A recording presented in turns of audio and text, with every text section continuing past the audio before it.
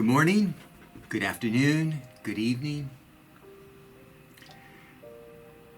I'm doing these devotions as often as I can. I know I'm really inconsistent, and my apologies, but I hope you're doing well. I do know that these days are still a great challenge to us, trying to figure out how we move forward. It's ongoing, and this is just a new way of life. And I don't know about you, but there are some days I really struggle. Other days I see it as a great challenge. And I do know with these devotions, a lot of you are looking them up to find some solace and comfort, and I get that. But I can only speak where I'm at the moment. And I know when I deal with what's going on around us that the vast majority of you would not want me to do that. But honestly, as I've shared with you before, I'm at a point in my ministry where silence is not an option. And to address matters in a Christ-like manner as possible is what I'm called to do. You know, you visit a Christian church today, I'm talking just about churches in general in the U.S., and often you might spot two flags in the sanctuary, an American flag and a Christian flag. We have them actually in our sanctuary. Nothing could better symbolize the reality that as Christians and Americans, we are citizens of two realms, right? There is an inherent tension, I think, in this dual citizenship. And so what does this mean for men and women of faith in today's church? I mean, much of the time, we probably don't think about this dual citizenship that we have. But when the values of our faith contradict the laws and the practices of our governments, what do we do then? Because honestly, they don't always coincide. It might prove helpful to remember how Jesus navigated his dual citizenship as both an adherent of the Jewish faith and a subject of the Roman government. In the Synoptic Gospels being Matthew, Mark, and Luke, we read about the Pharisees, who were, oversimplification, but Jewish leaders, and the Herodians, once again, kind of an oversimplification, but they were really Roman loyalists who were Jewish. When we see these two groups, the Pharisees and the Herodians, joining forces to trick Jesus, they were asking him if a good Jew should pay taxes to Caesar. And if Jesus says no, then well, he'll be at odds with the Roman law. If he says yes, he will upset his Jewish followers. So Jesus responds to this question of, give back to Caesar what is Caesar's. And he replies, I think, somewhat to the chagrin of his Jewish companions. It appears that Jesus has aligned with the Herodians. But then Jesus continues and he says, yeah, give to Caesar what's Caesar's, but then give to God what is God's. The tricksters, if you will, were offering Jesus a binary problem. This or that. But Jesus responds with a non-binary solution. Matthew tells us that Jesus' challengers, his questioners, were amazed by his answer. Their false dichotomy of being either for this or for that was exposed in the light of Jesus' wisdom. Wisdom seeks the third way.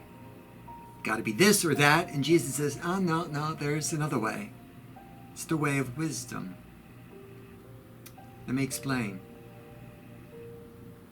Whether the rub as Christian citizens is between church and state, or between Republican or Democrat, or something else entirely, wise followers of what the earliest believers called the way must continually seek a third way. A higher way that exposes the fallacies of an either-or kind of thinking. Either church or state, either Democrat or Republican. Jesus offers another way. You see, the U.S. has essentially a two-party system, right? With an either-or kind of thinking built into its DNA. Citizens are pushed, and they're pulled, and they're dragged, and they're cajoled into ascribing to one party or the other.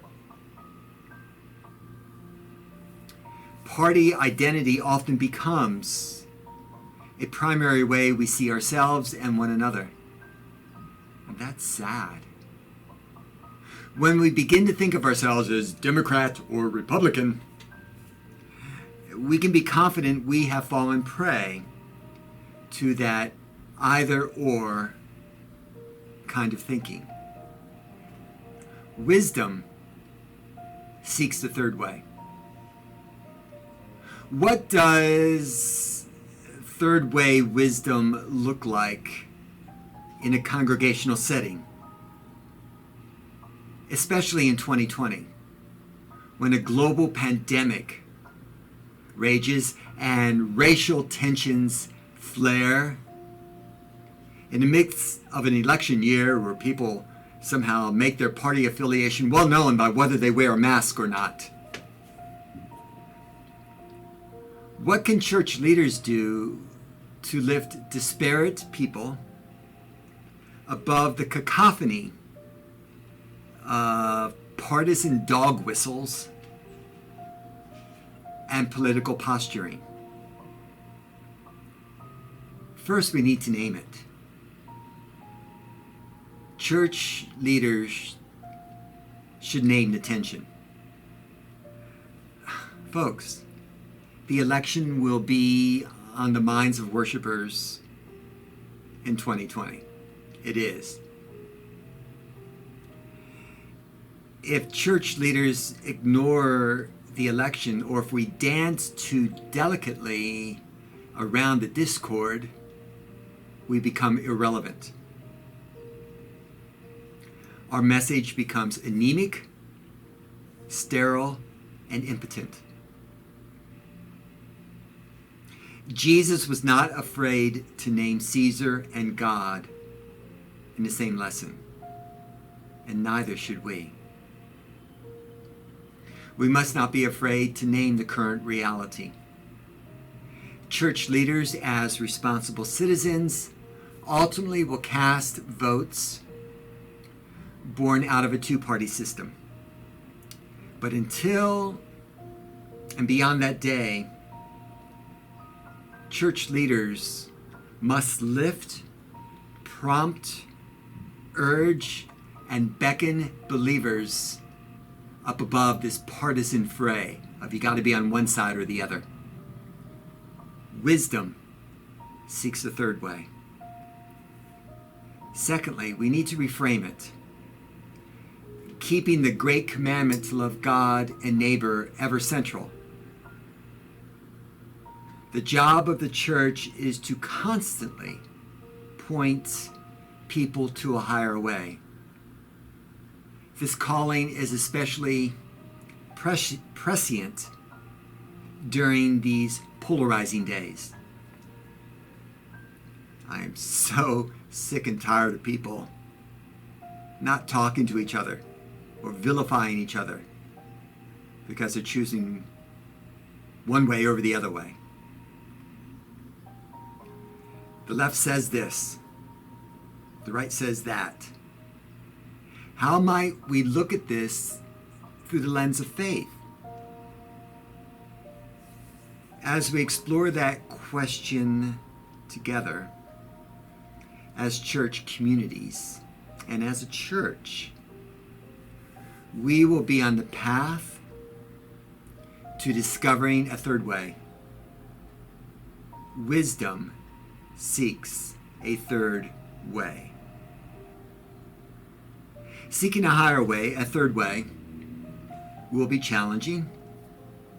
It will require a willingness of church members and leaders to sit with the tension on the way to the third way of wisdom.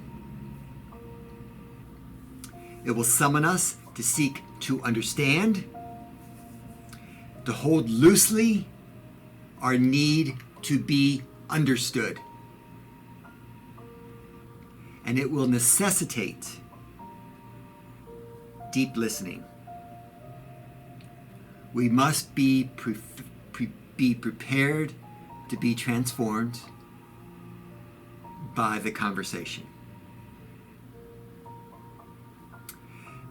These are precarious days for leaders of what I've heard called, and what we are, a purple church.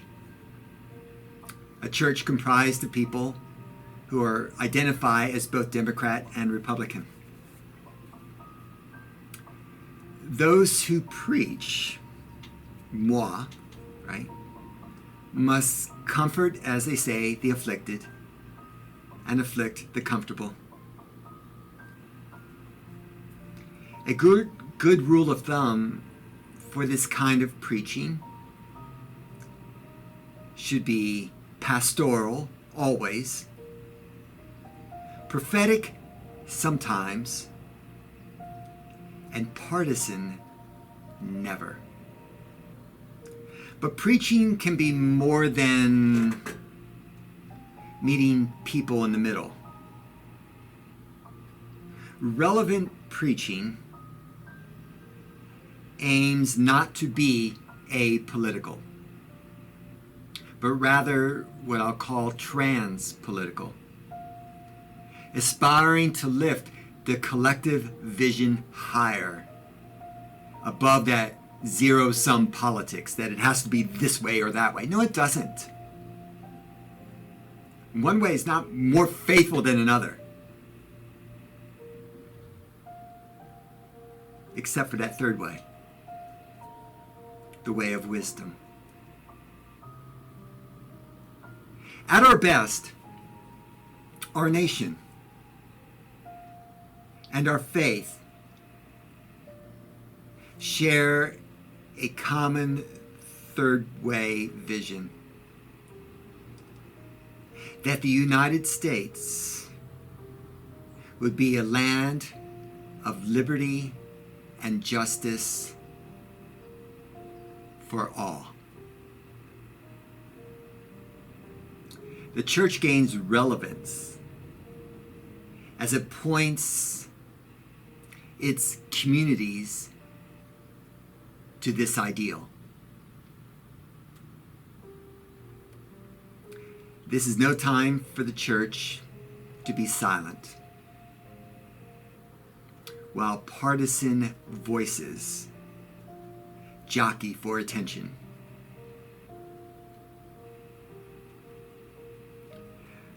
I've been pretty much at peace this week, and I will be next week, because I am watching nothing of either convention, Democrat or Republican. Now is the time for the church to rise above the binary bickering, and showing the world that third way, the way of Christ, the way of true wisdom. That is the mission and the job before us right now. And if you are truly willing to listen to one another and be transformed by that listening, we can do this. We can do this. God bless you guys. Miss ya. Peace be with you always. Much love to you all.